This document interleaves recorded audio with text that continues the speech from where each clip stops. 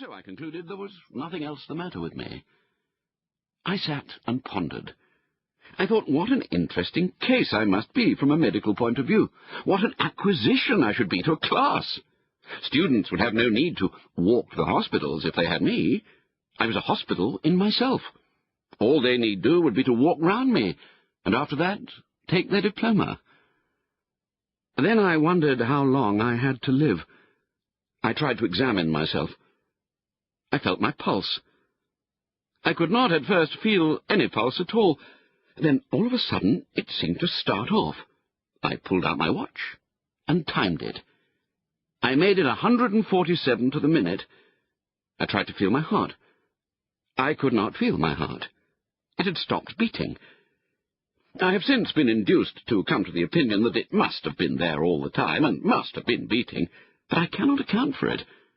I patted myself all over my front, from what I call my waist, up to my head, and I went a bit round each side and a little way up the back, but I could not feel or hear anything. I tried to look at my tongue. I stuck it out as far as ever it would go, and I shut one eye and tried to examine it with the other. I could only see the tip, and the only thing that I could gain from that was to feel more certain than before that I had scarlet fever. I had walked into that reading room a happy, healthy man. I crawled out a decrepit wreck.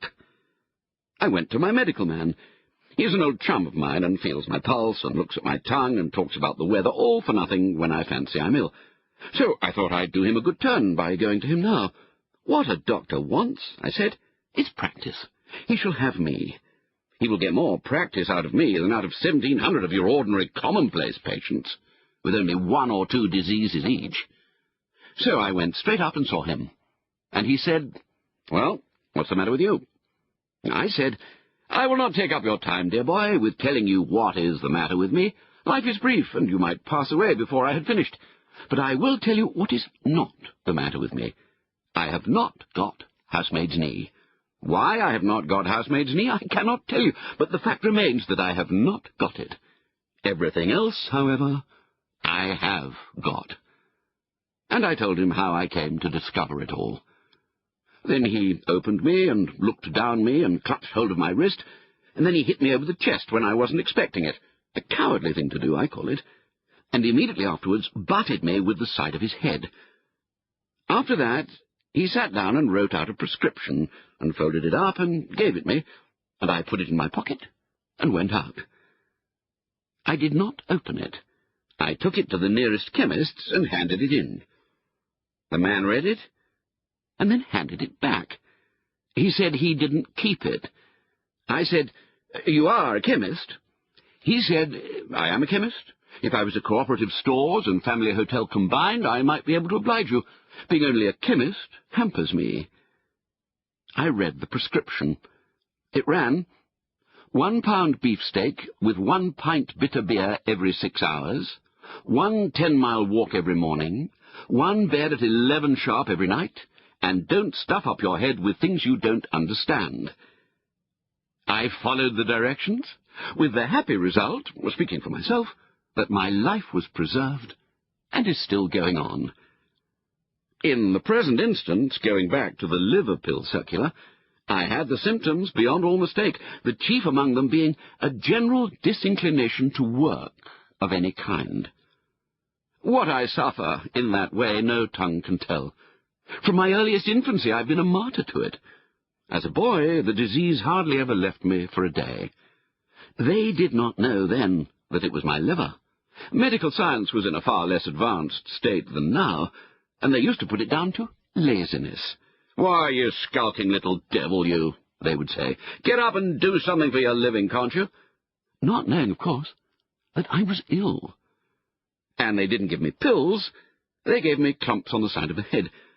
And, strange as it may appear, those clumps on the head often cured me, for the time being.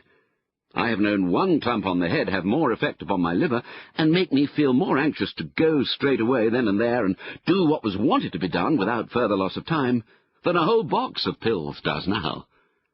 You know, it is often so.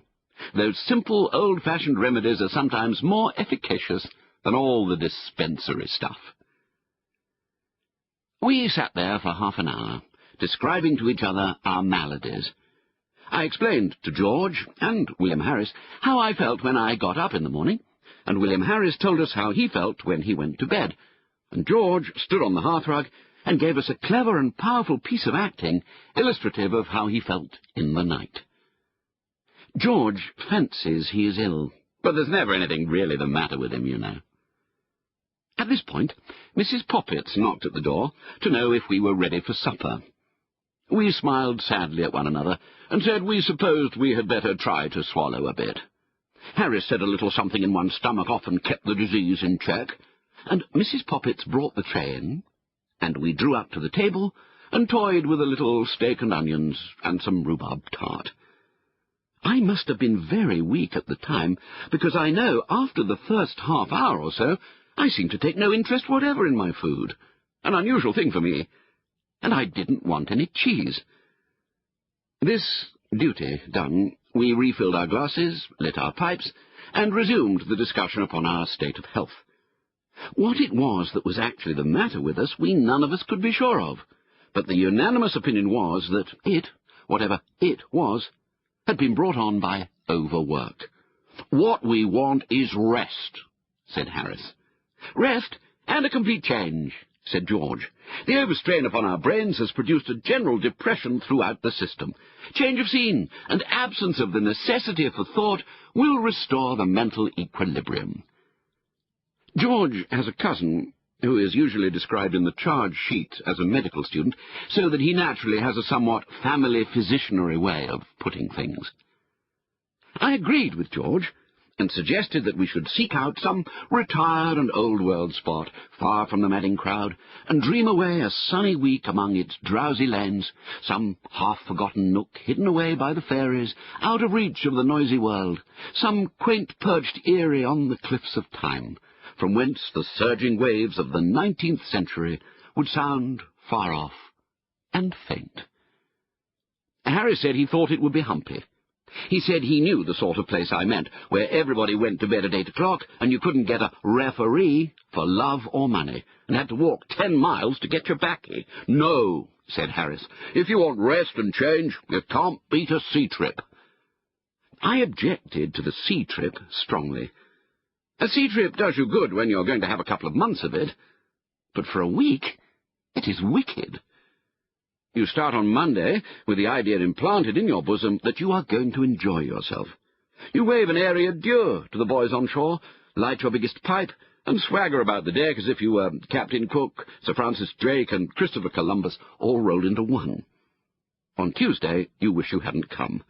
On Wednesday, Thursday, and Friday, you wish you were dead.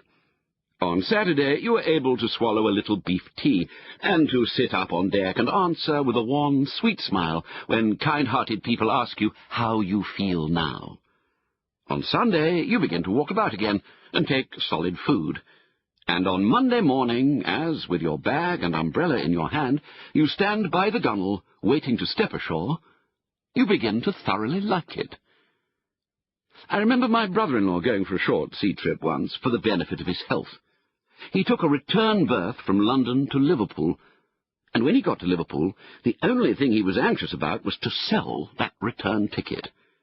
It was offered round the town at a tremendous reduction, so I am told, and was eventually sold for 18 pence to a bilious-looking youth who had just been advised by his medical men to go to the seaside and take exercise.